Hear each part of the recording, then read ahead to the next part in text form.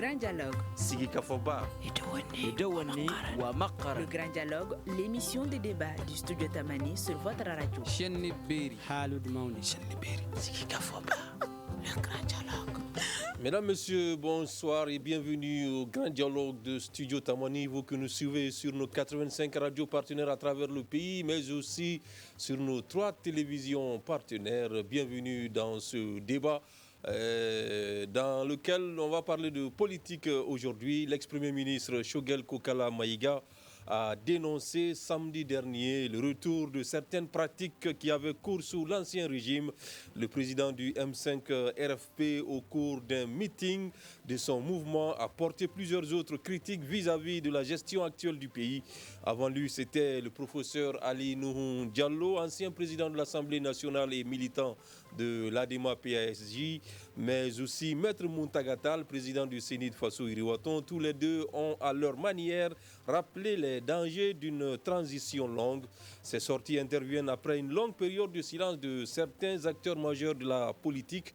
Peut-on dire que les langues se délient enfin? Comment comprendre ces sorties? Comment analyser le timing avec nos invités au nombre de 3? Docteur Souleymane Keïta, enseignant-chercheur, analyste politique aussi, professeur Abdoul Sogodogo, enseignant-chercheur et politiste, et docteur Amadou Touré, également enseignant-chercheur et analyste politique. Nous allons essayer d'analyser ces sorties. Ségou Gadjigo va modérer ce grand dialogue. Mesdames, Messieurs, encore une fois, bienvenue dans ce débat. Le grand dialogue.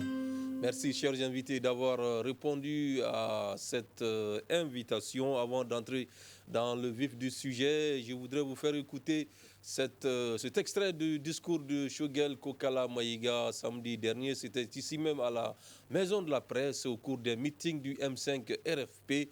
Choguel Kokala Maïga a dénoncé le retour de certaines pratiques anciennes qui jurent avec les intérêts du pays, mais aussi il a porté d'autres critiques vis-à-vis de la gestion actuelle du pays. Je vous invite à écouter Choguel Kokala Maïga au micro de notre reporter Amadou Cheikh Diarra. Le président est issu d'un consensus entre le CNSP d'une part et du comité stratégique d'autre part. La constitution de juin 2022 ne constitue pas une base juridique pour les institutions actuelles. C'est après l'élection présidentielle qu'elle doit rentrer en vigueur. Laquelle élection, je vous l'ai dit, a été reportée sans débat au sein du gouvernement. Il est déplorable que plusieurs questions majeures de la gestion gouvernementale ont été traitées par surprise en mettant le Premier ministre devant les faits accomplis. C'est une pratique de l'ancien régime que le peuple malien a pourtant dénoncé pendant la lutte du M5 RFP et qui jure avec les intérêts supérieurs des Maliens, se multiplie à travers des arrestations extrajudiciaires. Alors, docteur Souleymane Keïta, vous êtes observateur, analyste politique. Peut-on dire enfin, après cette sortie de Choguel Kokala Maïga, que l'ex-premier ministre a décidé de briser le silence? Merci bien, M. Gadjigo. Bonjour mes co-débatteurs et ceux qui vont nous suivre à travers cette émission. Il y a quelques mois, j'étais sur ce plateau avec Dr Touré au lendemain du limogeage de Dr Choguel Kokala Maïga pour parler de sa gestion. J'avais dit en ce moment qu'il va forcément, inévitablement porter le manteau du chef de file de l'opposition. Sinon, tout ce qu'il a fait, tout ce qu'il est en train de dénoncer n'aura pas d'effet. Alors, et c'est ce qu'il est en train de faire aujourd'hui. Choguel Kokala Maïga, parce que c'est la voix qui porte le plus, il n'est pas le seul à briser le silence. Ali Diallo l'a fait il y a quelques jours, quelques semaines. Il y a Muntagatal dans la semaine. Il y a Cheikh Oumar Sissogo. Donc, il y a une grogne qui commence à se faire entendre. Et cela s'explique pourquoi maintenant, pourquoi aujourd'hui et pourquoi ces acteurs-là. Ils ont participé à renverser un pouvoir. Mais sauf que à l'époque, le M5 avait refusé de répondre à une question fondamentale. Qu'est-ce qui va se passer après Ibeka? Les M5 a toujours esquivé cette question, en se cachant derrière l'expression qui était utilisée ça et là, comme nous sommes 25 millions de Maliens, 23 millions de Maliens et 23 millions d'intelligence, on trouvera la solution. On savait qu'il n'y avait rien de préparé. Et quand les militaires sont entrés dans la danse, ils ont commencé à parler de partenariat. Là aussi, je l'avais dit dans le débat précédent, il n'y a pas de partenariat dans la gestion d'un État. Aussi bien, on le dit en Bamanakan, Fangate Kalfa, mais Fangate, on ne confie pas le pouvoir, on ne partage pas le pouvoir. Il y a quelqu'un qui a l'effectivité du pouvoir, qui l'exerce. Et dans ce cas, il a besoin des hommes et des femmes qui l'accompagnent. À un moment donné, c'était Choguel Kokala Maïga, Premier ministre. C'est à partir de la clarification que l'on s'est rendu compte, enfin beaucoup se sont rendus compte qu'il n'était pas consulté et qu'il n'était au cœur de rien. On le savait nous autres, qu'il était un Premier ministre sans pouvoir, on le savait, mais il a encaissé. Il a encaissé des coups. Des coups, il en a donné, mais ce n'était pas suffisant. Donc, quand il a été limogé, il faut qu'il rende compte. Mais dans ce compte rendu, il y a deux lectures. D'une part, il y a ce que Choguel reproche aux militaires, de l'avoir mis de côté, de l'avoir écarté, de ne l'avoir pas consulté. D'autre part, il y a le fait que Choguel s'approprie tout ce qui a fonctionné pendant la transition et pendant son magistère à la primature. Donc, on est dans une espèce de procès qui se joue à 3 temps. Il y a eu le temps de la rectification, le temps de la clarification. Aujourd'hui, nous sommes dans le temps de la dénonciation, si ce n'est de la délation. Ok.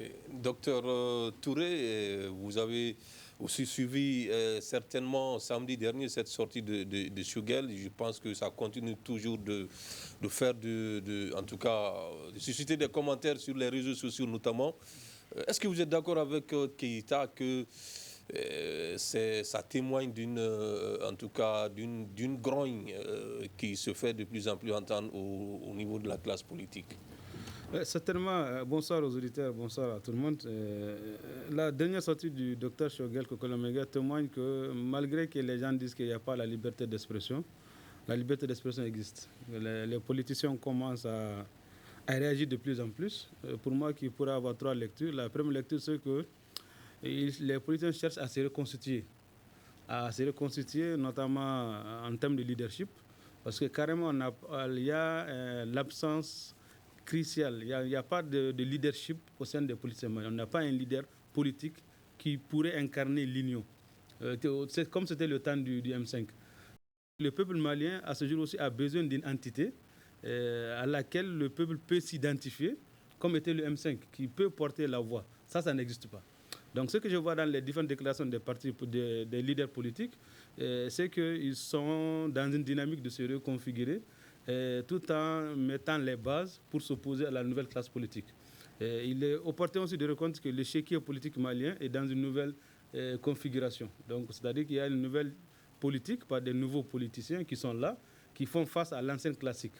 Et si on revient à Dr Choguel Kokala Maïga, dans tous les cas, ce qu'on peut retenir des erreurs des partis de politique au Mali, c'est qu'il manquerait plutôt ce qu'on appelle la consistance et la cohérence dans l'action. Donc nous avons vu que c'était des gens qui étaient avec le gouvernement. Et d'ailleurs même, tous ceux qui sont sortis à un moment donné nous ont vendu l'idée qu'il faut la reconquête territoriale d'abord avant d'aller aux élections. Donc ils étaient dans le partage du pouvoir, ils sont acteurs de ce qui se passe. Donc pour vous, Choguel n'est pas cohérent aujourd'hui en tenant de tels propos? Bon, pas Choguel seulement, parce que toute personne qui... Oui, puisque lui, en tout cas, il a été très proche des autorités actuelles, Premier ministre, et au moins de 3 mois, sinon 3 mois après son limogeage, oui, s'il tient de tels propos. En réalité, pour vous, c'est un manque de cohérence. La cohérence où? Parce que c'était ce qu'on nous a vendu au niveau des assises, ce qu'on nous a vendu au niveau du dialogue intermalien, qu'il faudrait la reconquête territoriale, la stabilité, pour aller aux élections. Donc du jour au lendemain, comme on l'a dit, quand je suis là-dedans c'est bon, quand je ne suis pas là-dedans c'est bon. Mais heureusement pour Choguel, lui, il a déjà critiqué avant de quitter. et ce qui a été même la cause sinon de son départ. Mais dans tous les cas, ce qu'on peut dire, l'ensemble des politiques, qu'est-ce qui nous manque? C'est toujours la cohérence et la constance dans les actions. Ça, je le maintiens. Et aussi, qu'est-ce qu'on a constaté? Les politiques, maintenant, sont dans une dynamique. Qui pourrait à un certain moment jouer leur existence. Parce que nous avons vu la charte est là, la révision en cours. Et nous avons la charte des partis politiques qui doit être révisée où on demande carrément de supprimer le financement, de réduire. Donc ça, c'est une manière pour les partis politiques de se manifester. Deuxième point, nous avons la charte pour la paix. Les politiques étaient là-bas pour se défendre. Donc en troisième point, et si on se résume à ce que Choguel dit, c'est ce qui confirmerait l'analyse de mon doyen. C'est pour dire que vraiment, il y a un désaveu, il y a un fossé, et la rupture est consommée entre Choguel et le pouvoir en place. Parce que tout ce qui est bon, c'est lui. Tout ce qui n'est pas bon, il n'a pas été consulté. Or, en politique, les acquis se consolident. Donc moi, ce que je préconise à ce niveau, autant Choguel, autant les partis politiques, que nous, en tant que citoyens. Peut-être qu'on va en parler vers la fin de l'émission, les solutions que ça marche, les uns et les autres proposent.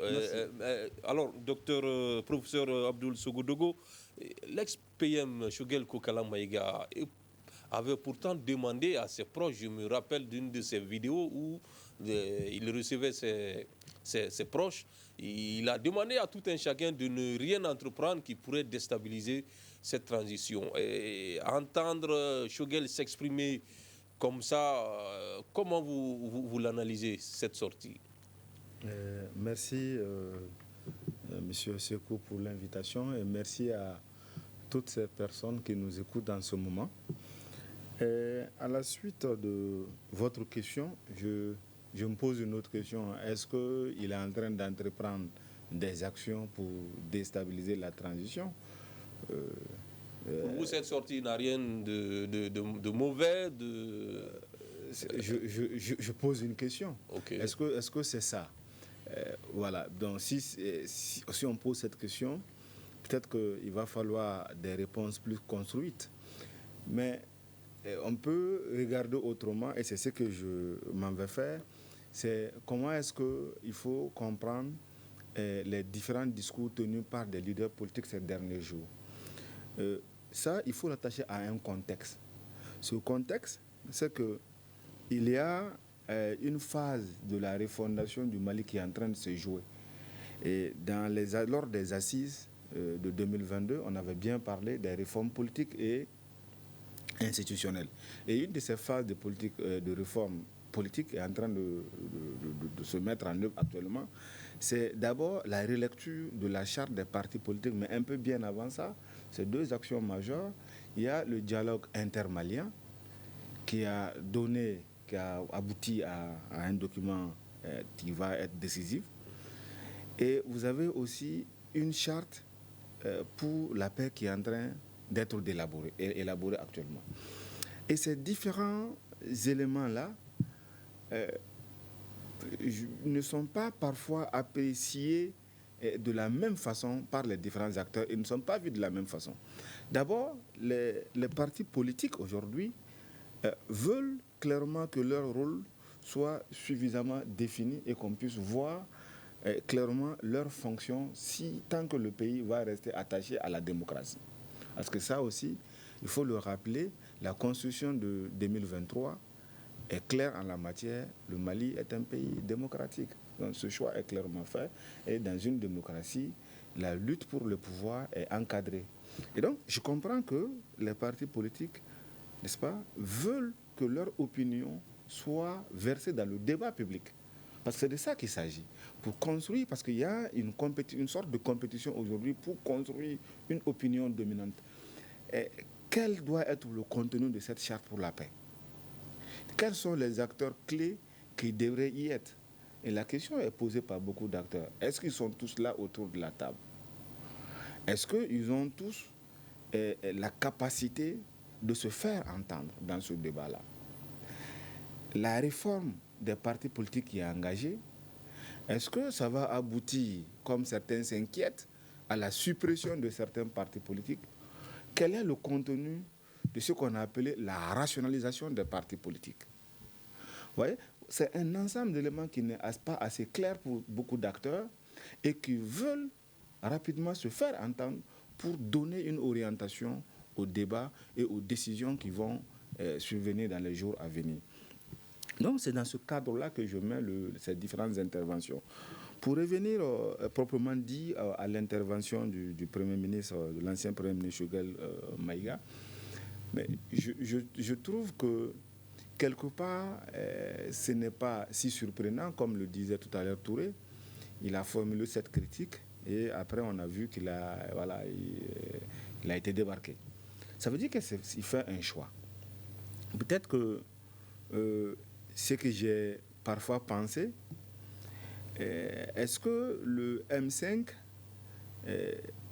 côté Choguel, ne semble pas convaincu que cette transition est véritablement la leur et que cette transition, c'est pour cela peut-être qu'il dit, il interdit à ceux qui lui sont proches d'entreprendre quoi que ce soit qui puisse freiner cette transition parce qu'ils considèrent que c'est leur bébé.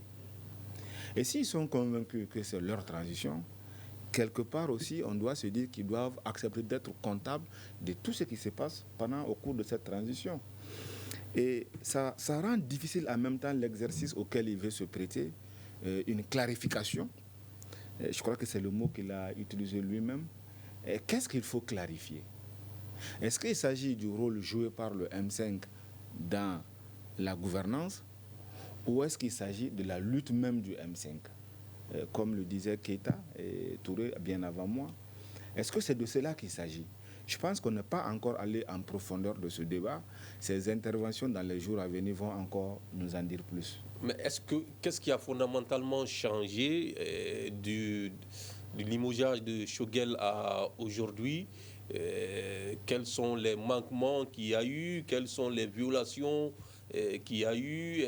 Qu'est-ce qui n'a pas marché pour que l'ex-premier ministre puisse faire une telle sortie? Alors que quand il était à la primature, c'est vrai que quelques rares fois, il disait de façon un peu plus voilée, il critiquait un peu la gestion, mais aujourd'hui, il critique vertement. Qu'est-ce qui a changé? Est-ce qu'on ne peut pas dire que c'est sous le coup de la frustration, voilà, parce qu'il se sent trahi, entre guillemets? Trahi, ça serait très compliqué. Parce qu'il faut comprendre que quand il y a ce qui s'est passé au Mali en 2020,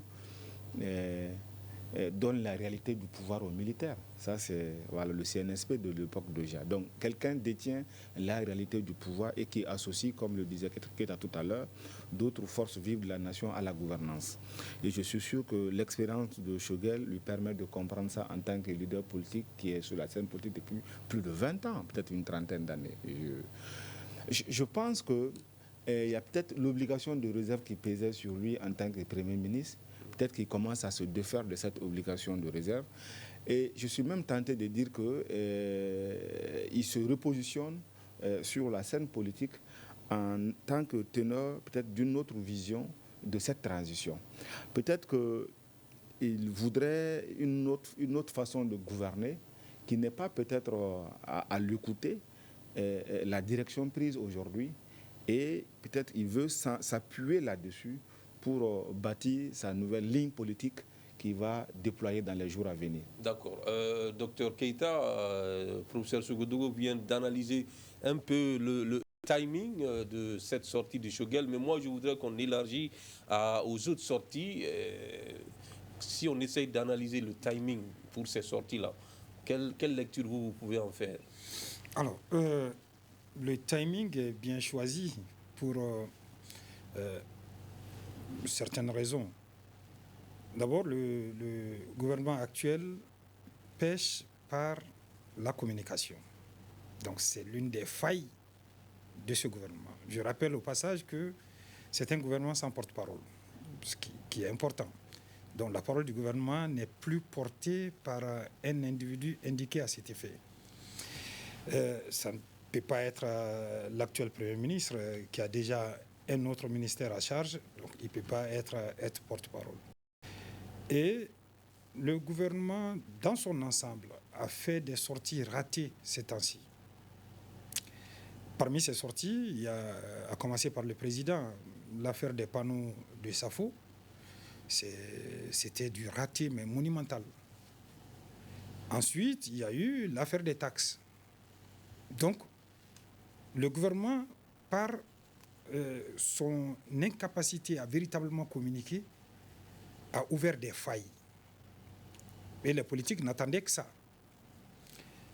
Il y a l'alerte donnée par le professeur Ali Noum Diallo, qui avait dit, à l'époque, pour paraphraser, faites attention, les militaires risquent de créer leur parti politique. Et le Premier ministre actuel a jugé nécessaire de répondre au professeur, qui est sorti avec une longue lettre pour dire l'alerte que je donne, des choses comme cela se sont déjà passées ailleurs et ici. Et il est possible que ça se passe. Et de toute façon, on se rend compte qu'il y a comme une sorte de stagnation. Quand on veut faire le bilan de la transition de 2020 à aujourd'hui, on regarde en arrière, on a l'impression qu'on tourne en rond, au risque de faire un pléonasme. On tourne en rond. Donc, les politiques ont jugé nécessaire, puisque la population aussi commence à s'impatienter. Et c'est le moment choisi pour lancer les pics vertement.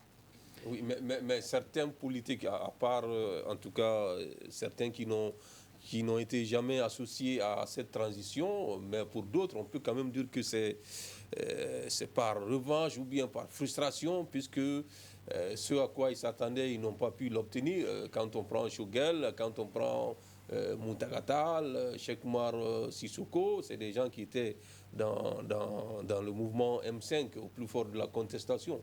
Aujourd'hui, si eux, ils font des sorties, on peut l'interpréter comme une sorte de frustration aussi, non?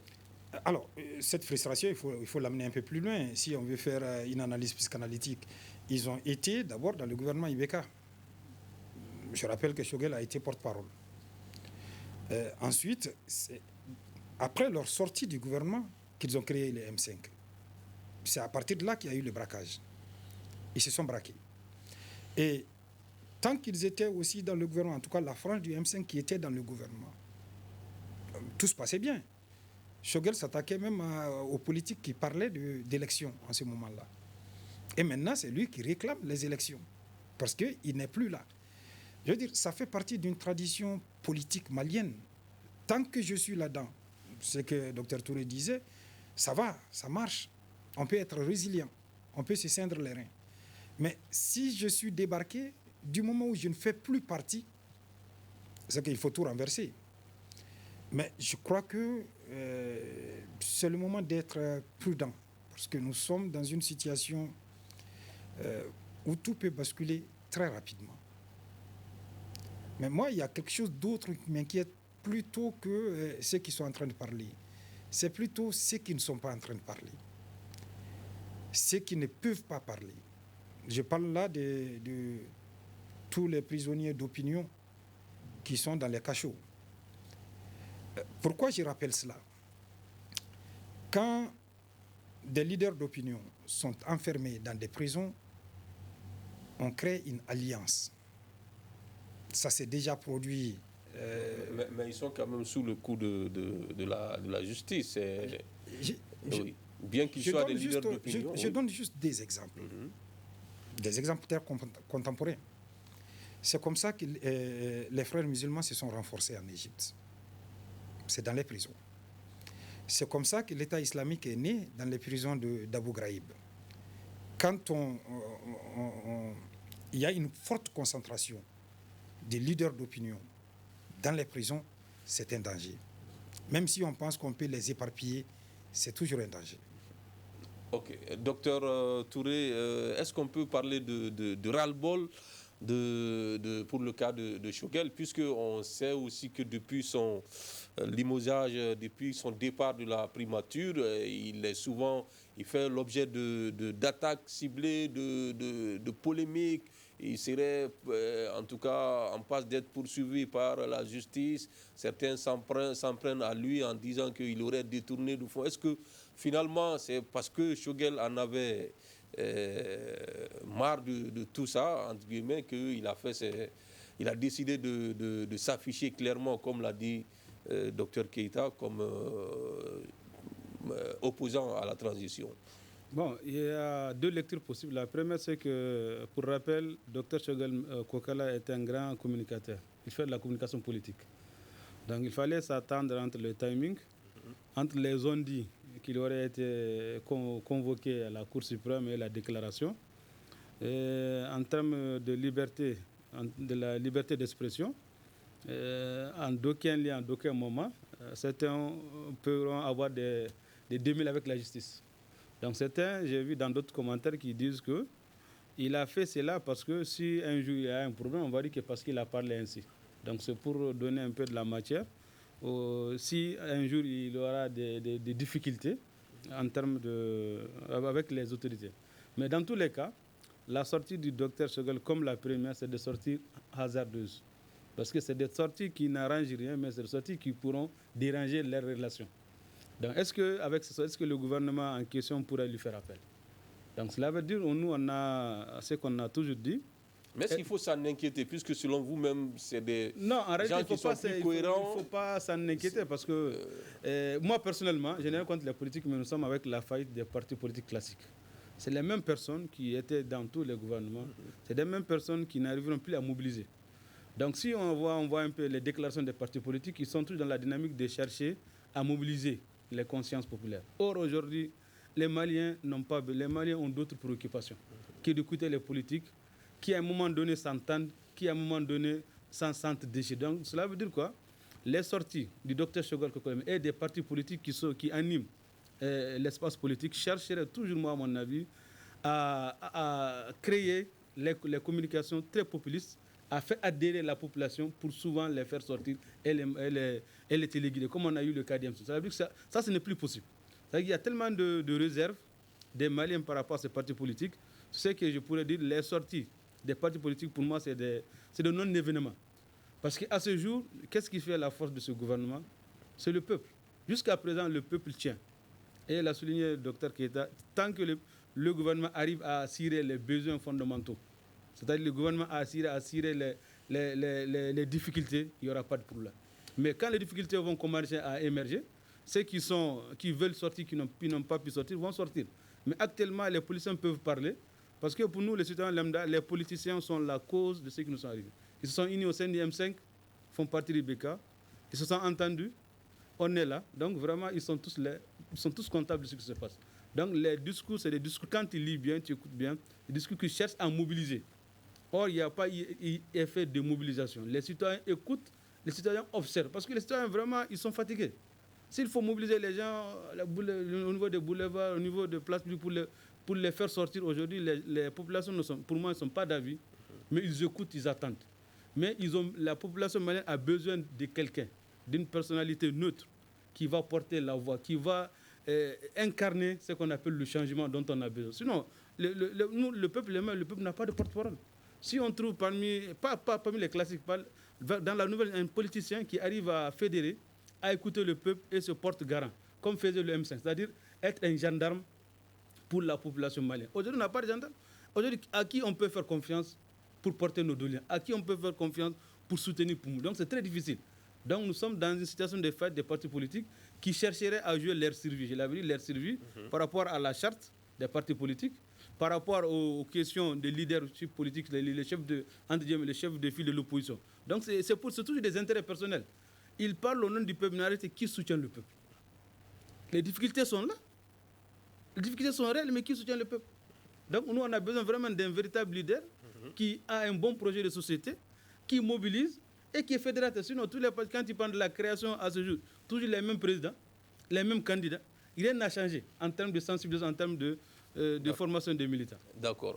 Professeur Sogodougou, vous, à la place des autorités aujourd'hui, est-ce que vous auriez pris avec sérieux, vous auriez entendu ces sorties, ou bien vous les considérez comme un non-événement? Alors, ces sorties montrent que nous sommes dans un espace politique ouvert. Et ça a son sens. c'est quelque chose que personnellement j'accueille avec beaucoup de signification. Vous savez, dans un pays qui a vécu une crise comme la nôtre, je pense qu'on peut même dire qu'il vit une crise parce que la crise, elle est toujours là quelque part. On n'est pas totalement... on n'est pas encore véritablement sorti à tout point de cette crise sécuritaire. Un pays qui vit cette crise et qui a fait le choix de ne pas dissoudre les partis politiques, ça veut dire qu'il veut s'appuyer sur ces partis politiques comme des médiateurs entre la population et les institutions républicaines, quelque part déjà. Et donc, quand les acteurs portent ce genre de discours, ça permet au pouvoir de les analyser, de les étudier et de voir comment est-ce qu'il peut toujours réadapter, repenser, travailler avec les formations politiques, mais pas seulement les formations politiques, mais tous les groupes organisés qui naviguent dans le même sens, qui est de consolider le vivre ensemble. Donc quand vous le regardez de cette façon, donc, vous voyez que ce sont des opinions qui viennent alimenter le débat public. Et dans ce sens-là, ce n'est pas mauvais en soi. Ce n'est pas mauvais en soi. Parce qu'il n'y a pas un appel à une désobéissance ou à une déstabilisation du pays. Pas du tout. Ce sont des critiques, oui, des dénonciations. Et quand on dénonce, naturellement, on s'assume, parce que certainement, on a les éléments sur lesquels on fonde pour dénoncer quelque chose. Quand on donne son point de vue, on argumente. Et c'est de ça qu'on a besoin. Mais ce qu'il faut peut-être, c'est de structurer ce débat. Et c'est ce qui a parfois manqué. Et comment structurer ce débat? Parce que parfois, il faut que ce soit le pouvoir public qui soit au devant du débat public. Par exemple, ce qui se passe aujourd'hui autour de la révision de la charte, oui, c'est bien. Parce qu'on a invité très tôt, je crois que c'était depuis le mois de décembre, on a invité les partis politiques à proposer des idées et d'écrire clairement au ministère. Et ça a permis aux partis politiques de s'organiser en des groupes pour réfléchir ensemble, pour avoir des suggestions à faire. Mais ça n'a pas toujours été le cas. Ça n'a pas toujours été le cas. Et donc, c'est ce qu'il faut peut-être mettre en avant, que l'État essaye de plus en plus d'organiser les débats sur les questions de la nation. Et je pense que c'est ça, parce que les questions posées, quand j'ai écouté et réécouté ces discours, j'ai relevé peut-être deux choses. Une des questions qui est posée, c'est à quand les élections? Voilà. Cette question est posée, parce qu'il y en a qui ont clairement demandé, il faut qu'on nous dise quand est-ce qu'on ira aux élections. Et qui va aller aux élections? Et qui va aller aux élections? C'est une inquiétude aujourd'hui, parce que pour les partis politiques. Parce que la rationalisation qui est posée, certains craignent de voir leur parti supprimé. Certains craignent de voir que l'appui que l'État fait aux partis politiques supprimé. Certains craignent que les fonds de campagne vont être plafonnés, ainsi de suite. Donc, à quelles réformes on va aller et qui doivent précéder les élections? La relecture de la loi électorale, ça reste aussi une de ces questions, parce que je crois que elle doit être adaptée à la nouvelle constitution de 2023. Alors, donc, parlant d'élection, Choguel, lors de son meeting, il a relevé, comme il avait fait quand il était même Premier ministre, à la veille de son limogeage, il a dit que le report des élections, de la date des élections, a été décidé sans l'avoir consulté, sans qu'on l'ait consulté au préalable, sans débat au sein du gouvernement. Le professeur Alinou Diallo, dans sa longue lettre, comme l'a dit Dr Keïta, a aussi parlé un peu des risques, des dangers d'une transition longue. Et Maître Moutagatal aussi, qui, lors de la présentation des vœux, qui a même dit clairement une transition, quelle que soit la qualité de ceux qui la dirigent, plus ça dure, plus c'est dur. Et c'est vraiment dur aujourd'hui. Est-ce qu'aujourd'hui, on n'est pas tenté de dire que les hommes politiques, les politiciens sont de plus en plus lassés d'attendre le retour à l'ordre constitutionnel. Si c'est le cas, on peut le comprendre, puisque les partis politiques, dans leur fonction, une de leurs fonctions, c'est on s'organise pour la conquête du pouvoir. Et donc, d'ailleurs même, ça semble souvent être l'élément mis en avant. Sinon, vous avez l'éducation et la formation citoyenne aussi, qui est une des missions fondamentales des partis politiques. Et donc, une formation politique, si elle s'impatiente pour l'ouverture de la compétition pour le pouvoir, on peut bien le comprendre parce que c'est quelque part aussi leur raison. Mais attention, je pense que la crise par laquelle le Mali est passé appelle à une démocratie, en tout cas à une gouvernance substantielle. C'est-à-dire qu'il faut qu'on ait un système électoral qui soit fiable, qui rassure et qui ne soit pas en lui-même source de conflit. Et que ce processus par lequel nous allons sélectionner nos leaders et que ces leaders soient suffisamment tenus, n'est-ce pas, par des obligations pour qu'ils puissent répondre véritablement aux besoins et aux intérêts du peuple. Et c'est ça qu'on a appelé quelque part aussi la refondation. C'est ça les réformes politiques et institutionnelles qui devraient être engagées. Est-ce qu'on peut aussi aller aux élections sans aller au bout de ces réformes-là, au risque de ne pas reproduire les mêmes choses? Et donc, je pense que l'élection, oui, quand on fait le choix de ce que nous avons fait le Mali en tant qu'État démocratique, est un passage obligé. Mais à quand il faut aller à ces élections? Il faut convenir des conditions minimales à réunir pour pouvoir aller à ces élections. Et c'est ça aussi le rôle du débat pour que les acteurs puissent le déterminer ce moment-là ensemble. D'accord. Docteur Keïta, est-ce qu'on peut parler d'une impatience de certains acteurs politiques vis-à-vis de la tenue des élections, notamment ceux qui étaient en tout cas proches de la transition? Quelqu'un comme Mountaga Tall, s'il s'exprime comme ça, comment vous l'analysez? Ça interroge les politiques, une transition longue. C'est-à-dire, au Mali, nous avons toutes les expériences possibles et imaginables. Ce n'est pas la première transition très longue. La première transition très longue, c'est la transition du CMLN. Alors, de Moussa Traoré et de ses compagnons. Ils ont commencé, c'était 6 ou 8 mois en un premier temps. Ils ont fait 23 ans. Donc, les gens ont de la mémoire, ils s'interrogent. Et que les politiques s'impatientent, qu'ils soient lassés de la longueur de la transition, dépend de où est-ce qu'ils sont dans la transition. Aussi longtemps que Dr Choguel Kokala Maïga était Premier ministre, il n'était pas très pressé d'aller aux élections. Aussi longtemps que certains sont membres du CNT, ils ne sont pas très pressés d'aller aux élections. Au Mali, nous avons une tradition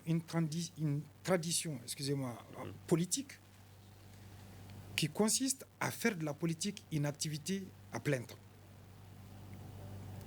Certains ont arrêté de travailler ou certains ne travaillent pas du tout. Vous demandez leur qualification, leur profession, on dit simplement c'est un homme politique.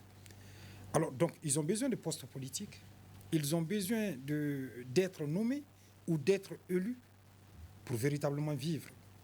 Effectivement, une transition qui dure n'arrange pas. Deuxième chose, qu'est-ce qui fait que la transition dure? Ce n'est pas la première fois que... c'est pour répondre à une préoccupation du professeur Sogodougou. Ce n'est pas la première fois que les élections soient budgétisées. Cette année encore, 2025, il y a un budget pour les élections. Les partis politiques étaient très contents, mais ils ont commencé à s'inquiéter lorsque le Premier ministre, le président, son adresse à la nation, la question de l'élection est passée sous silence.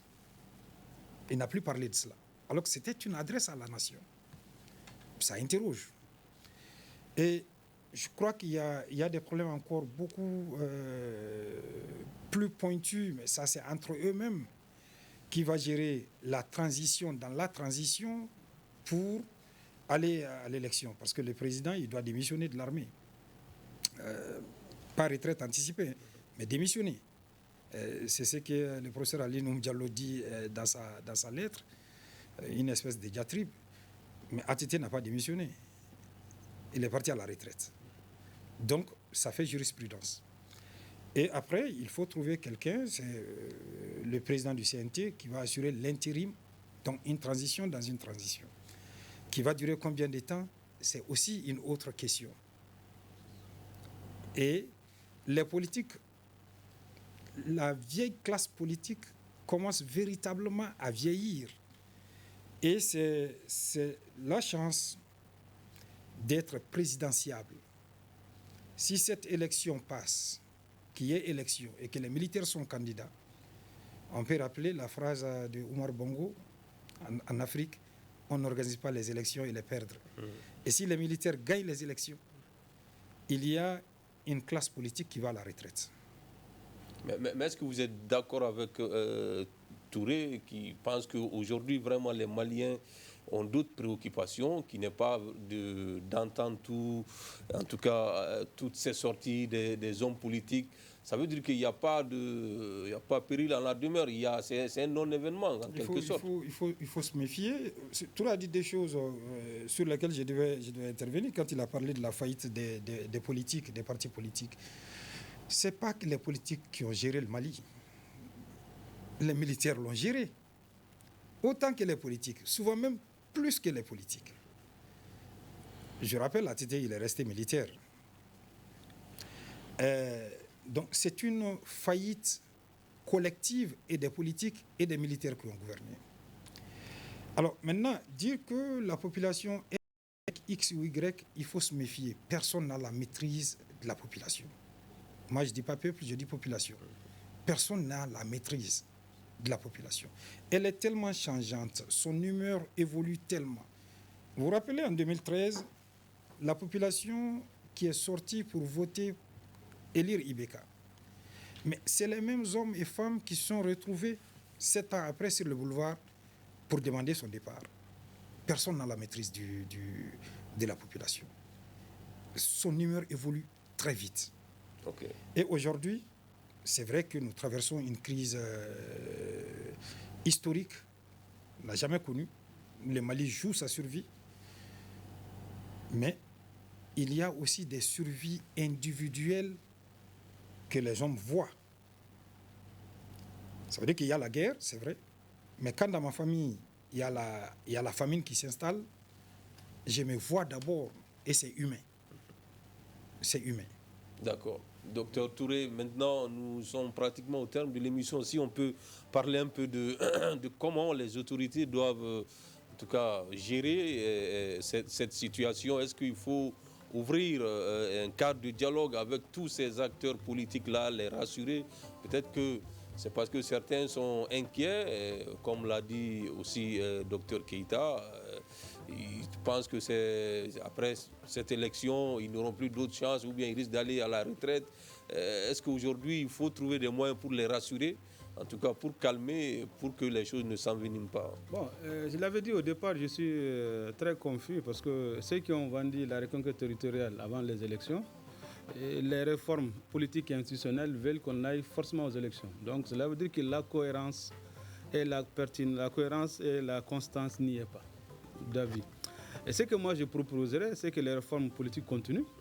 Nous avons l'EJ qui a pu organiser le référendum. Le gouvernement peut organiser les élections avec l'EJ. Maintenant, ce que moi je propose encore, le parti politique et le gouvernement, ils se connaissent déjà. Ils ont travaillé ensemble. Les canaux existent. Il y a déjà une mise en charge du processus électoral. Donc entre eux, ils peuvent discuter.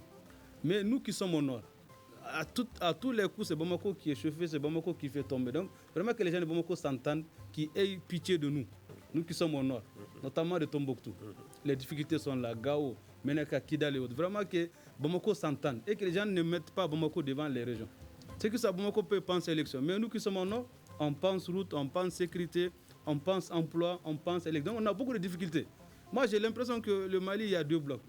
Et la charte et toutes les discussions que les gens cherchent à corriger les déséquilibres qui existent entre nous et le Sud.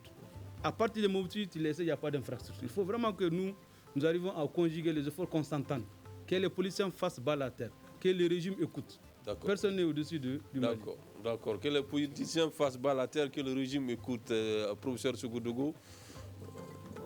Oui, et je crois que...